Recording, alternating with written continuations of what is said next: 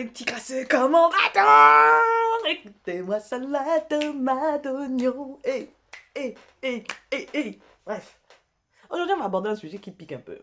Qui pique juste un peu. Et pendant ce temps-là, je fais mon make-up parce qu'il faut que j'aille taffer. Vous comprenez, maintenant, j'ai une vie active. Bref. Grosso merdo, je souffre d'endométriose. Oui, vous connaissez la maladie. L'appareil reproducteur qui décide de s'asseoir sur ton visage, t'as mal tout le temps, tu vomis, t'as des crampes, tu peux pas marcher, etc. Quand t'as tes règles, tout ça. Ça a toujours été comme ça. Mais je pense que, en fait, quand j'étais plus jeune, les premières règles que j'ai eues, elles étaient supportables, dans le sens où j'arrivais à vivre, globalement. J'avais un peu mal, mais j'arrivais à vivre, dans le sens, un petit Doliprane, ça passait, on va dire. Un petit Doliprane, ça passait. Mais plus le temps passait, plus la douleur augmentait. Donc chaque fois que j'ai eu mes règles, genre, c'était toujours pire que celle d'avant. Et bon, vous connaissez à l'époque, à mon époque en tout cas, quand t'avais tes règles, on te disait ouais mais c'est normal, t'es supposé souffrir quand t'as tes règles, tu te plains pour rien, il y a d'autres nanas qui souffrent pas, bref. Sauf que ça arrivait à des stades parfois où bah, j'avais des symptômes de gastro, quoi. Où je vomissais, j'avais la chiasse, j'étais coincé aux toilettes pendant des heures.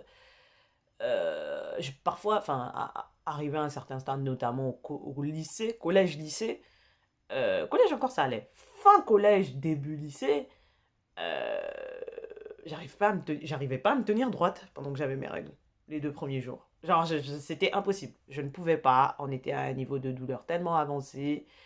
C'était pas possible. Même si je voulais, c'était pas possible. Et en fait, plus le temps passait, plus ça empirait, tu vois. Genre, je savais pas quoi faire. Et le truc, c'est quoi? C'est que quand j'en parlais, ça finissait toujours en blague dans la famille. Donc, c'était, ouais, bon, on compatit, mais ouais, en même temps. Et quand mes règles arrivaient, on essayait de faire des blagues en mode, ah, elle va encore disparaître pendant 2 jours, etc. Et donc, du coup, pour moi, c'était pas forcément drôle. Tu vois, je me disais, ouais, enfin, vous blaguez quand même. Ok, soit rigolez si vous voulez, ça a l'air fun pour vous, mais ça ne l'est clairement pas pour moi. Ce qui fait qu'en fait, j'ai arrêté d'en parler. J'ai arrêté d'en parler et je me suis retrouvée à tester des cachets. Donc, au départ, c'était Doliprane. Je pense que j'ai testé tous les antidouleurs possibles et imaginables. Vraiment, je pense que j'ai testé tous les antidouleurs possibles et imaginables, accessibles, disponibles en pharmacie sans ordonnance, je parle. D'accord? Sans ordonnance. Parce que pour moi, à quoi bon aller voir le médecin puisque c'est normal? Le temps passe. Sauf qu'en fait, j'étais arrivé à un stade où bah, je prenais, je pense. Parce que normalement, avec les médicaments, genre Doliprane, etc., sauf erreur de ma part, hein, je parle en mémoire, genre en souvenir, parce que maintenant, au départ, je prenais genre un Doliprane de temps en temps, mais arrivé au lycée, je prenais, genre les Doliprane ne marchaient plus. Donc, c'est-à-dire, je prenais, ça ne changeait rien. Puis Nurofen est arrivé. Je prenais, je crois, normalement, Nurofen, tu peux en prendre que 2 toutes les 4 heures. Je crois qu'à la fin, j'en prenais 4 toutes les 4 heures. Ce qui est très, très négatif pour ton organisme. Vraiment extrêmement négatif. C'est-à-dire, je n'encourage personne à faire ça.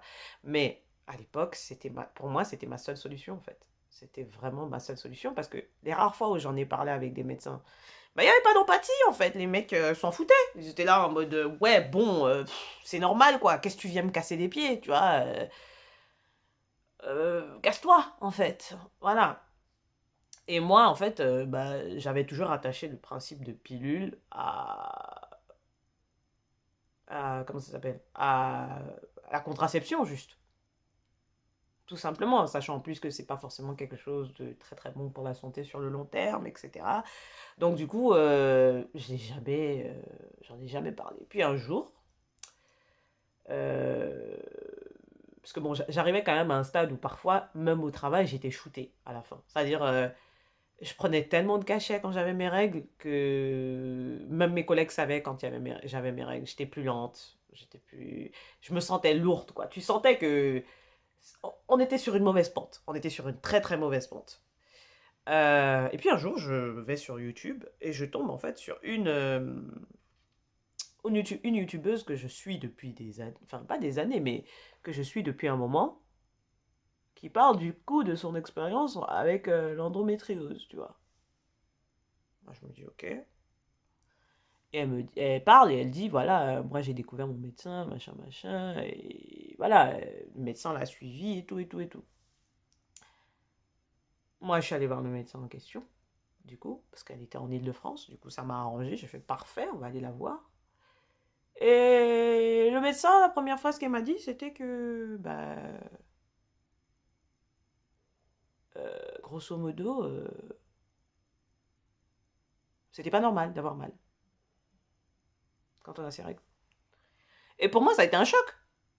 Pour moi, ça a été un choc parce que toute ma vie, on m'a dit oui, enfin, c'est normal d'avoir mal. Enfin, tu te plains de quoi? C'est ça être une femme, tu vois. Toute ma vie. Et finalement, le fait d'entendre un professionnel, une professionnelle, me dire que non, mais en fait, ta douleur, déjà de un, t'as réussi à survivre avec ça aussi longtemps. Deux, non, ce n'est pas normal d'avoir mal. Du tout. Bah, tu vois, enfin, je vais pas dire que je dirais pas jusqu'à dire que ça m'a extrêmement soulagée, mais ça m'a fait du bien parce que toute ma vie, j'ai quand même pensé que j'étais une chochotte. Bah oui, parce que bah, on te fait comprendre que toi, t'es pas capable d'encaisser une douleur alors que d'autres personnes sont capables de l'encaisser. T'es une chochotte, techniquement. Et ça m'a fait tellement du bien de me dire, ah bah en fait, parce qu'elle, elle m'a dit, mais si vous arrivez à un stade où vous prenez autant de cachets, désolé pour le bruit, si tu te retrouves à prendre autant de cachets contre la douleur, c'est que t'es déjà sur un dossier avancé, tu vois, genre, on est quand même sur quelque chose de sérieux. Et c'est là que j'ai commencé à prendre pour la première fois de ma vie la pilule, en traitement hormonal, ce qui fait que bah, j'ai pas du tout de règles actuellement. Du tout. Et c'est là qu'on arrive maintenant à l'actualité, à la situation actuelle. Genre maintenant, l'endométriose, on en parle. Tu vois, c'est devenu une maladie, etc. Moi, déjà, un des trucs qui m'a perturbé, c'est que beaucoup de personnes avec lesquelles j'en ai parlé, la première chose sur laquelle elles se sont... C'est-à-dire, quand moi, je parlais de ma douleur, on restait sur quelque chose de superficiel, mais dès le moment où le truc a commencé à être connu et que les gens se sont dit « Oh mon Dieu, même la fertilité est touchée », là, du coup, on a pris en compte ce que je disais. C'était vraiment comme si mon rôle à moi, en tant que fille de la famille, femme, amie, tu vois, mon rôle, c'était juste d'avoir des gosses. Jusque-là, ma douleur, bon, ouais, elle a mal, mais bon. Mais dès qu'on dit que il y a des chances pour que ma fertilité, du coup, soit moindre par rapport à une femme qui n'est pas atteinte de la maladie, là, on est sur quelque chose de, oh, mon Dieu, c'est grave. Non pas que ça ne le soit pas, tu vois, mais ça m'a un peu perturbé quand même. Je vais pas vous mentir, cet axe-là m'a un peu perturbé. Genre, le fait de prendre conscience que voilà. Mais c'était généralisé, hein. C'est pas juste certaines personnes. Beaucoup de personnes ont eu cette réaction. Et ça m'a fait bizarre parce que ces personnes-là m'ont vu souffrir. Et donc, quand je confirme que oui, effectivement, bah, du coup, je suis malade, donc il y a vraiment quelque chose qui n'allait pas, ton premier réflexe, quand tu vois les symptômes, c'est pas la douleur, c'est pas les organes, c'est pas les kystes, c'est pas. C'est le fait que je risque d'avoir des difficultés à avoir un enfant qui t'intéresse. Ouais. Bref, le problème est réglé maintenant, vu que de toutes les façons, ce n'est plus un projet. Ce dossier est classé, en tout cas en ce qui me concerne. Les enfants, I'm done. Et ça m'a perturbée quand même. Tu vois, ça m'a fait bizarre. D'un côté, j'étais soulagée. Et de l'autre, j'étais quand même contente pour les générations futures, pour des personnes qui, à partir de maintenant, genre les jeunes filles qui, à partir de maintenant, vont avoir cette maladie, elles vont avoir des aides. Ça va être pris en compte maintenant dans le milieu médical, etc. Et ça me fait plaisir, tu vois. Mais du coup, maintenant, tu sais, c'est reconnu comme une maladie. Donc, du coup, il faut faire des tests. Si tu veux avoir des aides, etc., être pris, avoir un traitement plus sérieux, etc. Et en fait, cela voudrait dire que j'arrête mon traitement hormonal. Tu vois, genre pendant un temps. Et je vais pas vous mentir, moi j'étais arrivée à un stade où, vraiment à la fin, j'avais commencé à économiser pour aller me faire opérer en Allemagne. En Allemagne, en fait, contrairement à la France, en France, en fait, on est encore sur un système, tu sais, les femmes savent pas ce qu'elles veulent, t'as vu, où si tu veux par exemple retirer ton appareil reproducteur, enfin voilà, on va dire ça comme ça pour pas utiliser des termes qui peuvent choquer YouTube, il faut que tu aies eu des enfants. Voilà. Moi, j'étais arrivée à un stade où j'en avais tellement marre que je voulais tout enlever. Enfin, c'est-à-dire, faut quand même imaginer que j'étais terrorisée à la fin d'avoir mes règles. C'est-à-dire, j'avais tellement peur à chaque fois que je me disais, ah mon Dieu, on est en train d'arriver vers la période. Tu sais, t'as les boutons qui commencent à apparaître. Tu sais quand tes règles arrivent. J'étais terrorisée tous les mois. À la fin, j'étais là, je me suis dit, je vais économiser 3000 balles et puis je vais aller en Allemagne et on enlève tout. Je serai en convalescence pendant un temps, mais c'est plus possible. C'était la seule option en fait. Je me disais, si jamais le médecin c'est pas possible, que je trouve pas de solution, ben j'enlève. Et donc là maintenant, ma situation est la suivante. Euh, j'ai pas forcément envie d'aller prouver que, effectivement, que ce soit écrit que j'ai l'endométriose pour pouvoir avoir des aides, etc. En fait, mon cerveau est dans une optique où je ne veux plus jamais vivre cette douleur. Plus jamais. Je ne veux pas arrêter mon traitement pour qu'on mesure, qu'on voit s'il y a des kystes ou pas, s'il y a machin, si les trucs se sont résorbés, qu'on vienne me dire que oui, vous avez, non, vous n'avez pas, machin.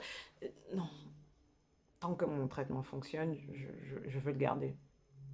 Parce qu'en fait, mon cerveau, j'ai eu tellement de stress par rapport à ça que je suis arrivée à un stade où je me dis, t'arrêtes ton traitement, ok? Tu fais le traitement machin, les trucs, tu fais tout ce que tu es supposé faire, tu reviens, le traitement marche plus, tu fais comment? Genre la pilule que tu as maintenant qui fonctionne, elle fonctionne plus. Tu- J'ai pas envie de prendre ce risque. J'ai pas envie de prendre ce risque. Vraiment, je suis à ce stade-là où je veux pas aller tester d'autres traitements qui peuvent très bien fonctionner, mais pour l'instant, je suis bien. Pour la première fois depuis 15, 16, 17 ans, depuis 17 ans, je suis bien. Je n'ai pas mal. Je vis. Je n'ai pas envie d'aller tester un autre traitement. J'ai pas envie. Je suis bien. Et voilà. C'est ma situation actuelle. On m'a suggéré, on m'a dit oui, si maintenant c'est une maladie reconnue, nanana, tu pourras être suivi, tu auras un traitement adapté. Ça fait 17 ans que je me bats contre le truc. Tu vois, là, c'est les premières années où je suis tranquille, je peux voyager sans stress.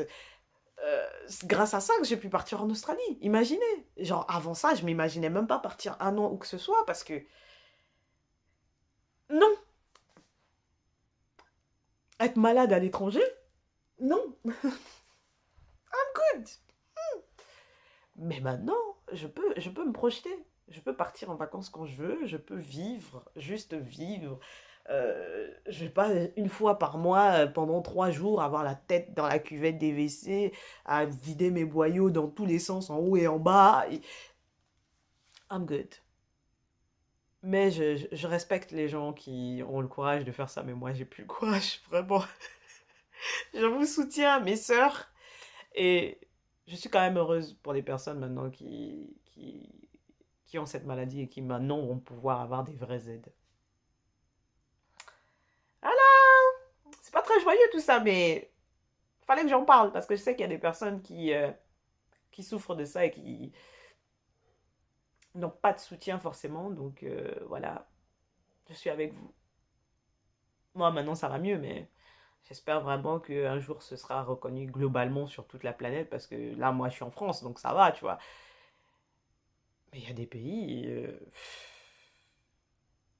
je ne veux même pas imaginer ce que ces dames-là subissent là, dans certains pays. Le mythe de t'es supposé souffrir quand t'as tes règles, c'est dans le monde entier, hein. Bon, les choses changent petit à petit. Bref, j'espère que cette vidéo vous aura plu. Je vous fais des gros bisous. On en s'en parle, les gars. Love you!